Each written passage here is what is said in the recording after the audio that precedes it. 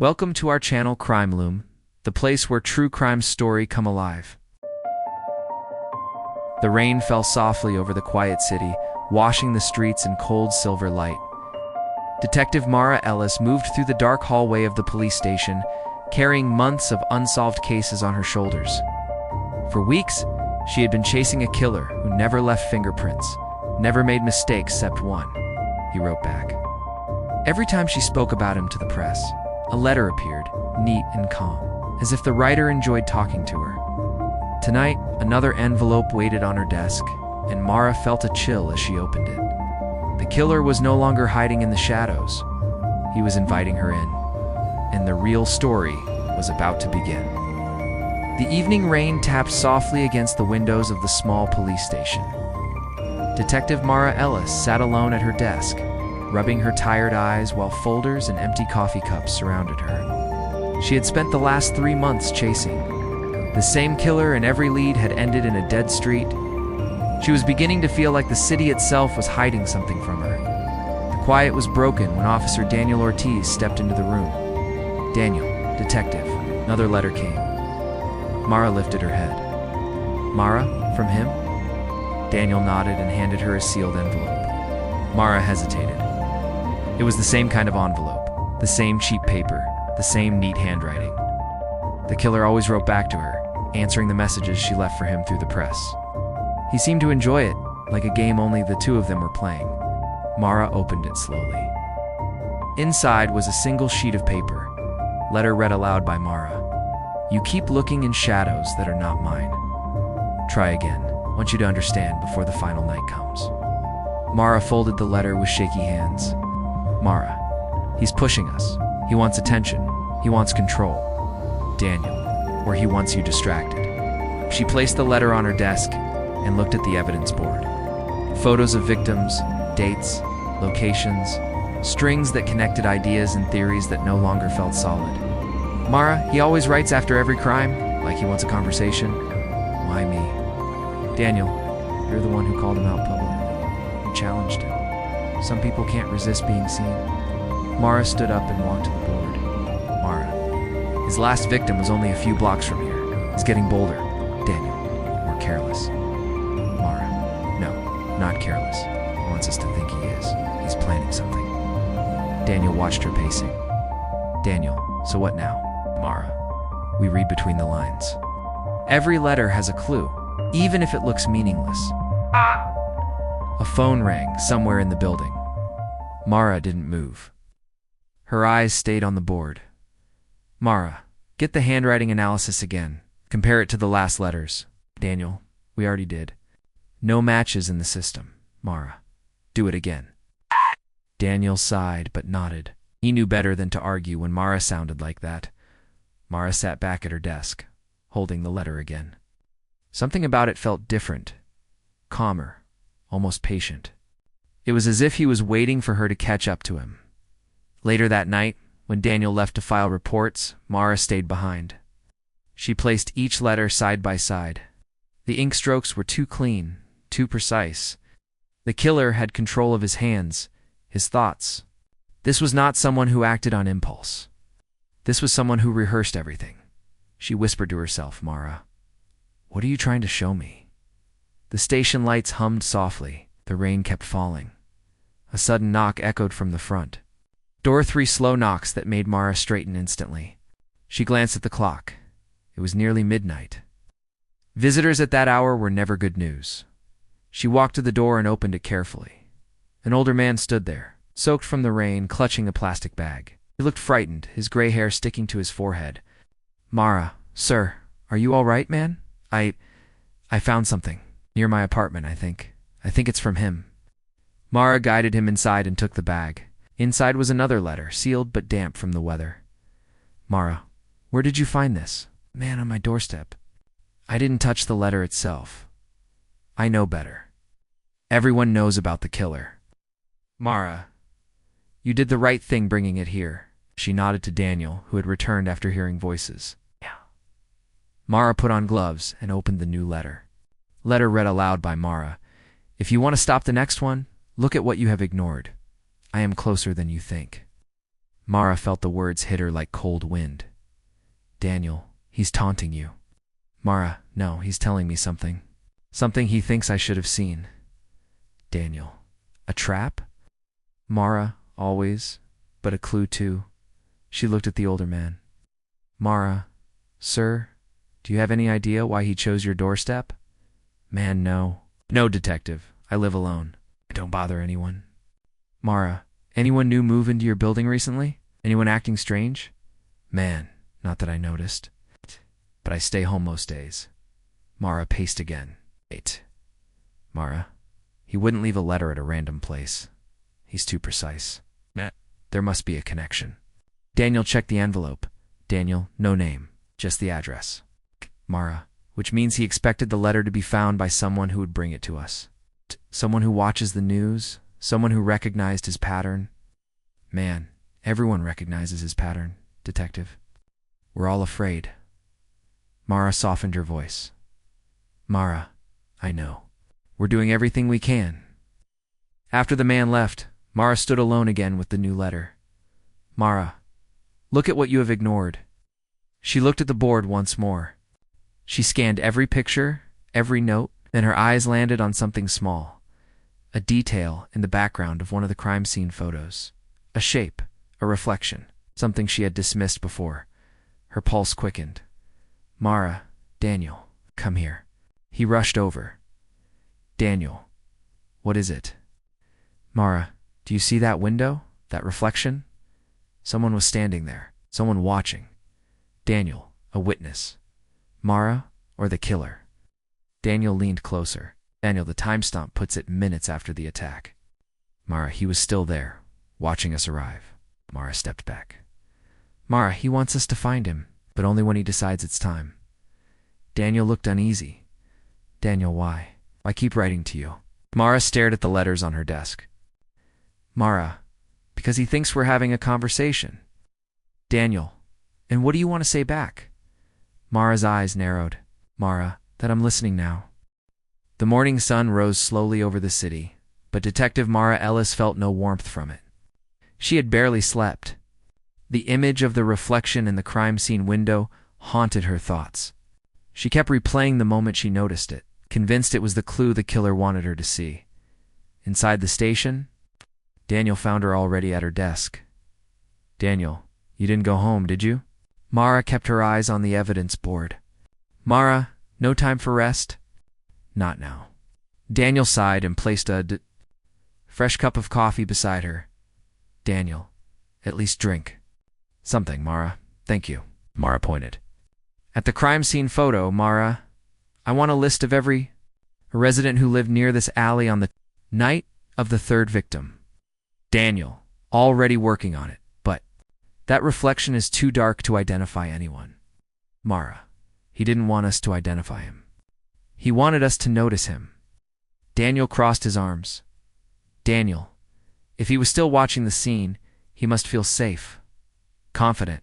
Mara, or lonely. Daniel raised an eyebrow. Daniel, lonely? Mara, people like him crave attention. They want to be understood. The letters. They're not just taunts. They're conversations. Daniel shook his head. Daniel, it still feels like a trap. Mara, all of it is. But a trap can still lead somewhere. A young officer ran into the room carrying a folder. Officer, Detective Ellis. We found something from the handwriting analysis, maybe important. Mara stood up immediately. Mara, show me. The officer opened the folder and pointed at the results. Officer, the killer uses very controlled handwriting. Yes, but there's a slight curve in certain letters. We didn't notice it before. It's common among people who learned penmanship from a very old teaching manual, something used in small private schools. Mara leaned forward. Mara, which schools? Officer, we identified 3 in the city that used that style 20 to 30 years ago. Daniel nodded slowly. Daniel, so our killer is probably around 40. Mara, and someone who went to a small school. Someone who values tradition. That fits. Daniel flipped through the list. Daniel, here are the schools. We can start digging through old student records. Mara gave a small smile. Mara, finally. Something solid, before they could continue. Another officer rushed into the room, breathless. Second officer, detective. Another letter just arrived. This one was mailed directly to the station. Mara took the envelope carefully. Mara, timestamp? Second officer, dropped in a mailbox last night. Mara put on gloves and opened it. Inside was another single sheet. Letter read aloud by Mara. Finally saw the reflection. Good. But you still don't understand why. Come find me tonight. I'll be waiting where the city forgets its own name. Daniel frowned. Daniel? What does that even mean? Mara, a place the city forgets. Somewhere abandoned. Somewhere ignored. Daniel, there are dozens of abandoned places here. Mara folded the letter again.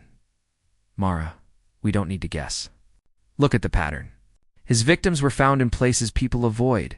Dark alleys, old lots, quiet corners. Daniel, he stays close to the shadows. So he'll choose a place like that tonight. Mara, and he wants me to come alone. Daniel, you're not going alone. Mara's voice softened. Mara, I know, but he expects I will. If he sees too many officers, he'll disappear. Daniel stepped closer. Daniel, we can hide units nearby. Give you a small mic. Stay out of sight, Mara. He's clever. But we have to try. Hours passed as they searched for clues in the old school records. The list of possible students grew long but not hopeless. Mara moved her finger slowly down one page. Mara, look at this name. Elias Grain. He attended one of the schools. Lived near the third crime scene 20 years ago. And 5 years ago he disappeared from all public records. Daniel leaned in. Daniel, think he changed his name? Mara, maybe. Or maybe he lives quietly, unnoticed. Daniel checked his screen. Daniel, but we don't have a current address. If he's our guy, he's been careful, Mara. He wants to be found, but only when he chooses. As evening approached, the air grew heavy with tension. Daniel and Mara prepared for the meeting. She checked her small microphone hidden inside her jacket. Officers were already stationed around several abandoned locations. They didn't know which one the killer meant, so they had to choose strategically. Daniel handed her a flashlight. Daniel, if something goes wrong, you call my name. I'll be there in seconds. Mara nodded. Mara, you always are. Daniel placed a hand briefly on her shoulder. Daniel, be careful. He's unpredictable. Mara, no. He's predictable in the worst way. He thinks he knows me. She stepped out into the night. The city was quiet. Streetlights flickered. The cold wind carried the smell of rust and dust. Mara walked through the empty industrial district, her footsteps echoing softly. She passed old warehouses with broken windows and faded paint. Somewhere in the distance, a loose metal sheet clanged in the wind. Her phone buzzed as Daniel's voice whispered in her ear. Through the mic. Daniel, we're in position. Are you seeing anything? Mara whispering. Not yet. She reached an old train depot, abandoned for years. The building looked forgotten, like the rest of the world had moved on without it. A perfect place for someone who wanted to hide in to be found. Mara pushed the door open. It creaked loudly inside. The depot was dark, except for faint moonlight coming through holes in the roof. Dust floated in the air. Old tracks lay twisted on the ground like metal vines. She took a step forward. A voice echoed from the shadows. Voice, Detective Ellis. Mara froze. Mara, I'm here. The voice sounded calm, almost gentle. Voice, you finally listened. I've been waiting. Mara gripped her flashlight tightly. Mara, show yourself. A slow chuckle. Voice, not yet. You have to understand first. Mara, understand what? Voice, that we're the same? Mara's pulse quickened. Mara, we are nothing alike. Voice, aren't we? You chase me because you need the chase. You read my letters like they're meant only for you. Mara held her breath. Mara, you kill people. I try to save them. Voice, but you and I both choose our roles. We both right back. A soft click came from behind her. A metal sound. Footsteps. Mara turned quickly. Mara. Daniel. Someone's inside. Move in. There was no reply. The voice spoke again, closer now. Voice. It's just you and me, Mara. Just like you wanted. Mara stepped back cautiously. Mara, where is Daniel? What did you do? Voice. Don't worry. He'll join the story soon. A cold shiver traveled down her spine. Mara, come out now. Silence. Then the voice whispered from the darkness. Voice. The final night begins. The abandoned train depot felt colder as the silence grew. Detective Mara Ellis kept her back to the wall, forcing her breathing to stay calm. Her flashlight shook slightly in her hand. The beam trembling across broken crates and rusted rails, she whispered into her mic. Mara, Daniel. Daniel, respond. Only the faint drip of water falling from somewhere in the darkness. A soft movement echoed from the far end of the depot.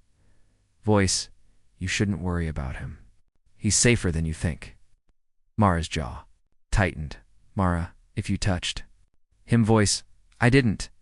I don't harm people who are not part of the conversation. She took slow steps toward the sound. Mara, then talk to me face to face. Voice, soon. I need to be sure you're ready. Mara moved her flashlight. The beam caught a Shaipa figure standing behind an old pillar. A tall man, still as stone. Mara, step into the light. Figure didn't move. Voice, tell me something first, detective. Why did you take this case so personally? Mara swallowed. Mara, because people deserve justice. Voice, justice or meaning? She didn't reply. Voice, you chased the unanswered questions. That's why I chose you. I didn't want the others. Only you. Mara felt a familiar heat rise in her chest, anger, mixed with fear. Mara, you don't choose me. You don't choose anything?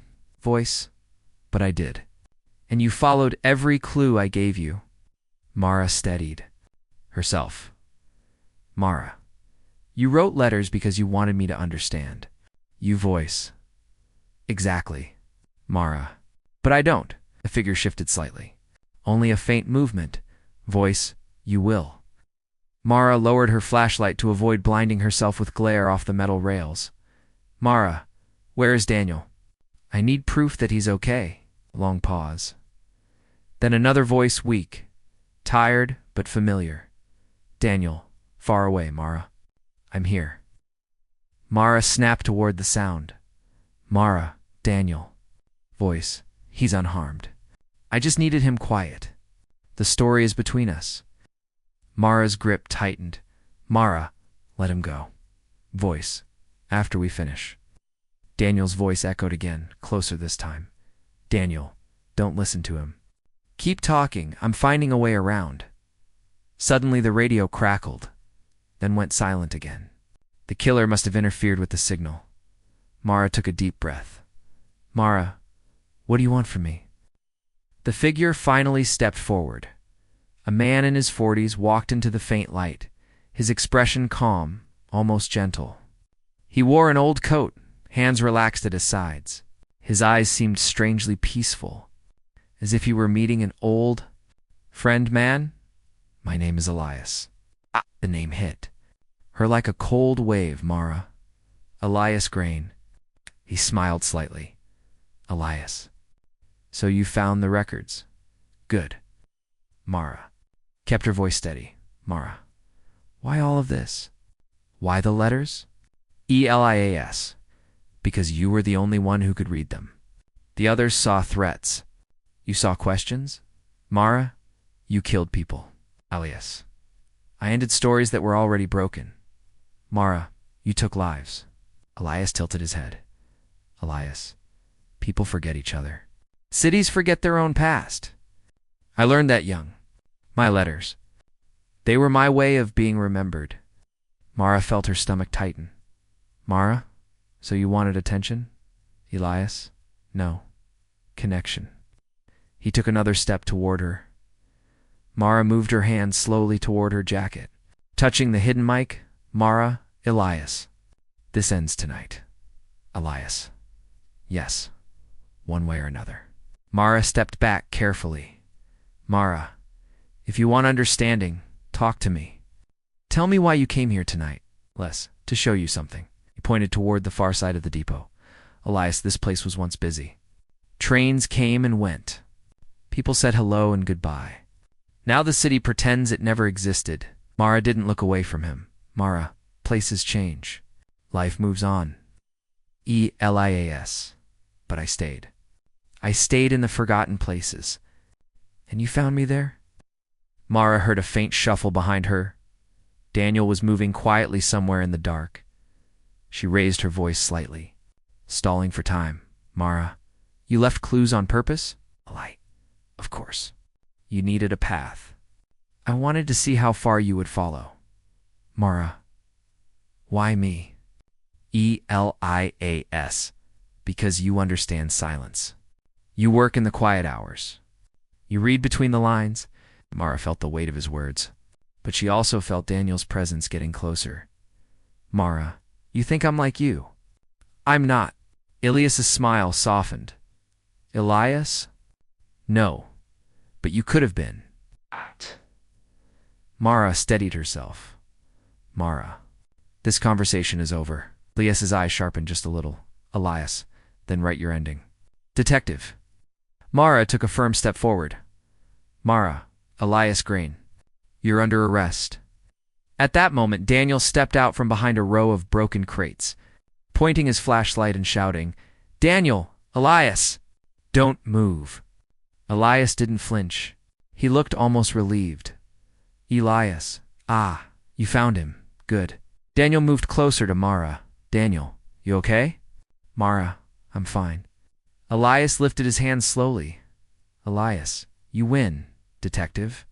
But remember, endings require writers. Daniel spoke firmly. Daniel, get on your knees. Hands behind your head. Elias obeyed, still wearing the same calm expression. Elias, I hope you keep the letters. They were meant for you. Mara stepped forward, cuffs in hand. Mara, this is over. Elias looked up at her. Elias, or just paused. Daniel looked uneasy. But they secured him and called in the arrest. Hours later, after Elias was taken away, Mara and Daniel sat outside the depot as officers. Swarmed the scene. Daniel rubbed his forehead. Daniel, I thought we lost you in. There she gave a tired smile. Mara, I knew you'd find me. Daniel hesitated. Daniel, do you think he's done? Really done? Mara looked at the city lights in the distance. Mara, people like him don't stop thinking. But he's caught. That's what matters. Daniel nodded. Daniel, the letters. What are you going to do with them? Mara looked down at the folder in her hands. All the envelopes, all the messages, all the strange conversations. Mara, keep them. For the record, Daniel studied her face carefully. Daniel, you sure? After everything? Mara closed the folder. Mara, they're not conversations anymore. They're evidence. Daniel stood beside her as dawn broke across the sky. Daniel, let's go home. Mara nodded, walking beside him. The depot faded behind them. Just another forgotten place. But this time, the story was finished, or at least the final letter had been written. The morning sun rose slowly as Detective Mara Ellis stepped out of the abandoned depot, the sound of police radios fading behind her. Elias Grain, the man who wrote letters like invitations, was finally in custody, his calm smile still haunting her thoughts. The long chase was over, but the weight of every message he sent stayed with her. Mara knew some stories don't end with a final arrest. They leave echoes, questions that whisper long after the danger is gone. As she walked beside Daniel, the city felt different, quieter, almost waiting. The killer had written his last letter, and Mara had written her own ending. But deep down, she understood a truth the night had taught her. Some conversations never fully close. They only fall silent. For watching more amazing videos like this, subscribe our channel Crime Loom.